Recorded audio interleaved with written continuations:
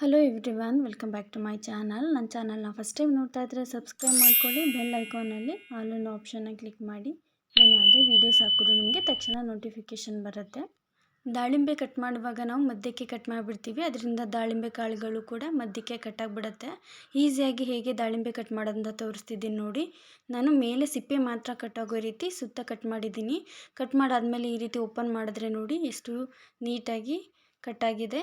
ಮತ್ತು ನಾನು ಇದನ್ನು ಒಂದು ಪಾರ್ಟ್ನ ತಗೊಂಡು ಇದನ್ನು ಕೂಡ 4ರಿಂದ 5 ಕಡೆ ಈ ರೀತಿ ಸುತ್ತ ಸಿಪ್ಪೆ ಮಾತ್ರ ಕಟ್ಟಾಗೋ ರೀತಿ ಕಟ್ ಮಾಡ್ಕೋತೀನಿ. ಕಟ್ ಮಾಡ್ಕೊಂಡಾದಮೇಲೆ ಚಾಕುನ ಈ ರೀತಿ ಉಲ್ಟಾ ತಿರುಗಿಸ್ಕೊಂಡು ಈ ರೀತಿ ಹೊಡೆದ್ರೆ ದಾಳಿಂಬೆ ಕಾಳುಗಳೆಲ್ಲ ನೋಡಿ ಹೇಗೆ ನೀಟಾಗಿ ಬೀಳ್ತಾ ಇದೆ ಕೆಳಗಡೆ ಅಂತ. ನೋಡಿ, ಹೀಗೆ ತುಂಬ ಈಸಿಯಾಗಿ ದಾಳಿಂಬೆನ ಕಟ್ ಮಾಡ್ಬೋದು. ನಾವೇನಾದರೂ ಫಂಕ್ಷನ್ಗೆ ಹೋಗುವಾಗ ಸೀರೆಯನ್ನು ಸೆಲೆಕ್ಟ್ ಮಾಡಿ ಇಟ್ಕೊಂಡಿರ್ತೀವಿ. ನಾವು ಸೀರೆ ವೇರ್ ಮಾಡೋ ಟೈಮಲ್ಲಿ ಗೊತ್ತಾಗುತ್ತೆ ನಮಗೆ ಬ್ಲೌಸ್ ಟೈಟ್ ಆಗಿದೆ ಅಂತ.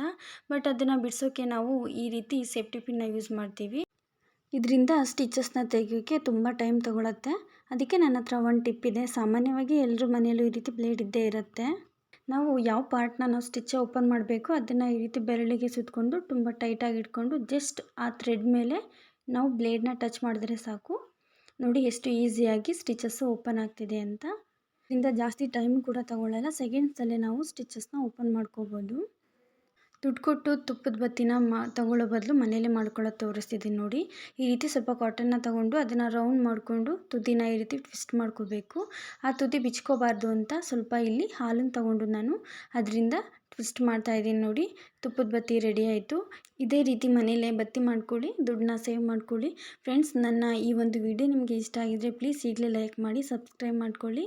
Thank you for watching.